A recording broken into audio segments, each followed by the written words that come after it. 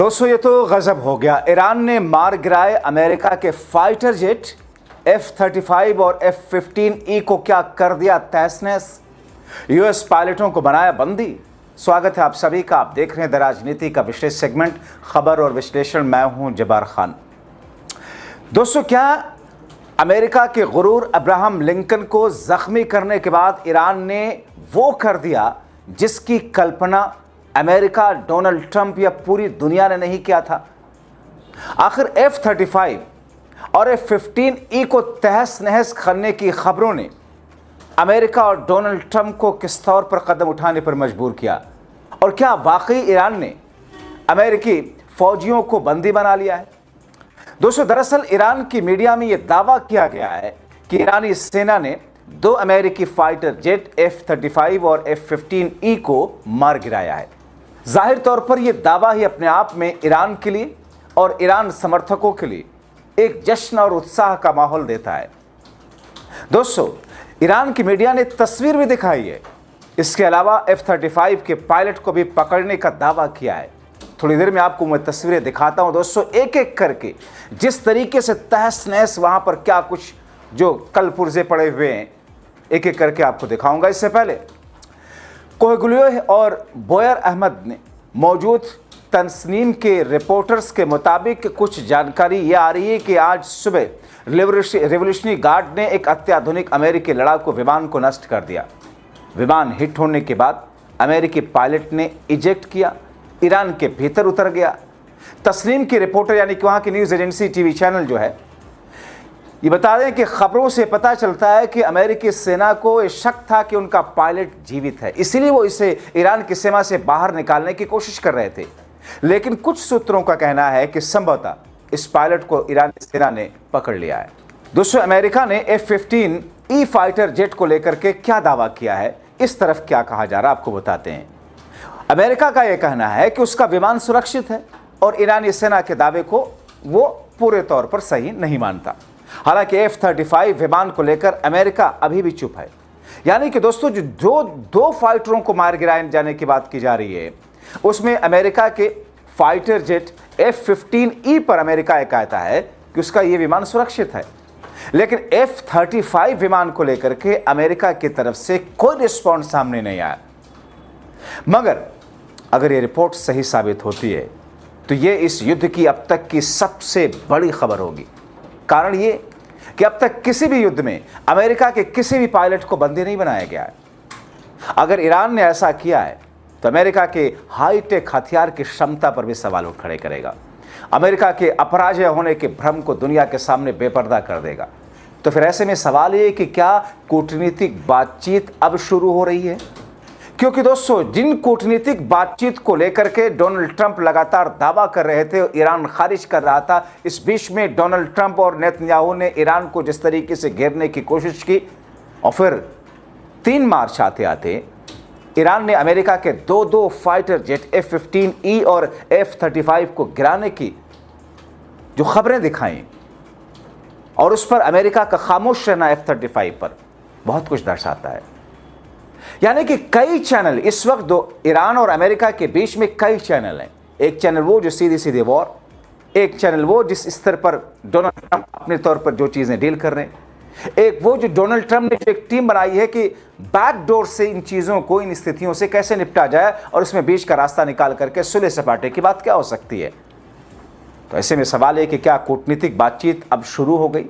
लगता है कि अगर अमेरिका के पायलटों को ईरान ने पकड़ लिया तो फिर दोनों देशों के बीच कूटनीतिक चैनलों के माध्यम से बातचीत हो रही होगी, और यही कारण है कि दोनों तरफ से पायलट को पकड़े जाने को लेकर कोई चर्चा सार्वजनिक तौर पर नहीं की जा रही है। ईरान भी उतना ज्यादा उछल नहीं, उसने बता दिया, दावा कर दिया, उस खामोश है। अगर ये बात सही है तो फिर इस युद्ध का अंत जल्द हो सकता है। कारण अमेरिका ये कभी नहीं चाहेगा कि उसके पायलटों को पकड़े जाने की बात उसे कभी सार्वजनिक रूप से कबूल करनी पड़े। ईरान इसी को लेकर के ट्रंप प्रशासन पर युद्ध को खत्म करने का दबाव बना सकता है। हालांकि अभी ये सब कयास, और जब तक ये ईरान या अमेरिका की तरफ से क्लियर कट कूटनीतिक बातचीत को लेकर या इन तमाम स्थितियों को लेकर नहीं हो जाती, इस पर कुछ कहा नहीं जा सकता। अब यह भी अटकल लग रही है कि अमेरिका का F-35 विमान ईरान ने मार गिराया और पायलट इसी विमान में थे। यही कारण है कि अमेरिका की ओर से अब तक इस बारे में कोई बात नहीं की जा रही है। कारण F-22 रैप्टर के बाद अमेरिका के F-35 ही सबसे आधुनिक लड़ाकू विमान है। यानी कि दोस्तों, F-22 रैप्टर अमेरिका का बहुत ही प्रसिद्ध और ताकतवर, मजबूत, उसका भी गौरव है। लेकिन उसके बाद अमेरिका के F-35 सबसे आधुनिक लड़ाकू विमान है।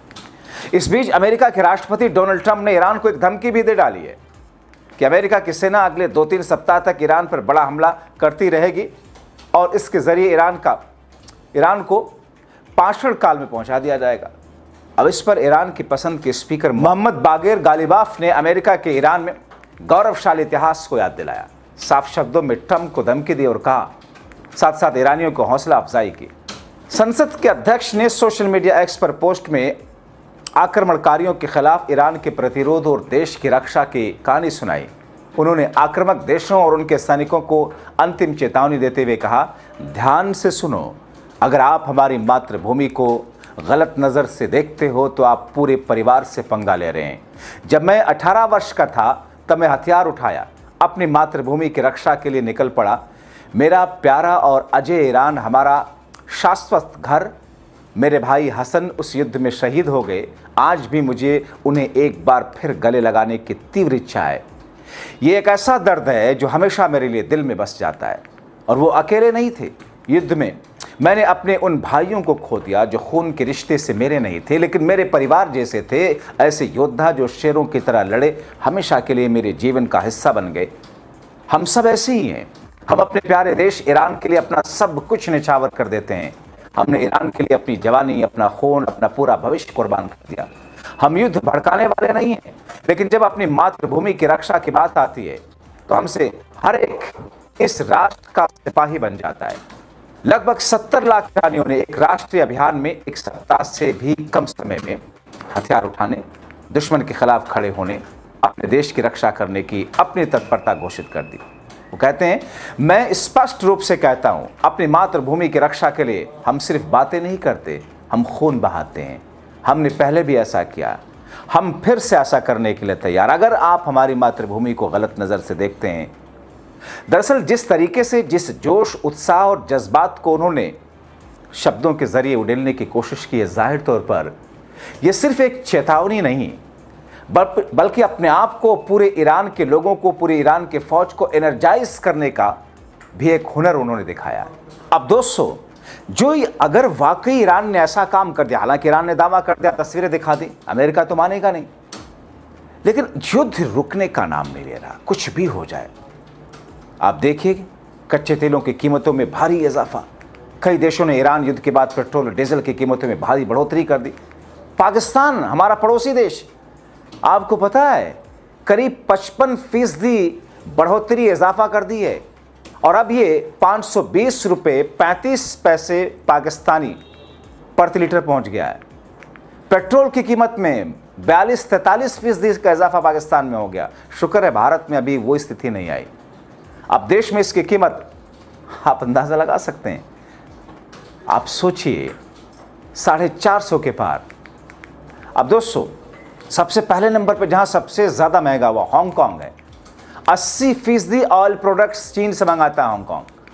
हांगकांग में 1 लीटर पेट्रोल की कीमत $4.1 है। हांगकांग की तुलना में चीन में पेट्रोल की कीमत करीब 1/3 है।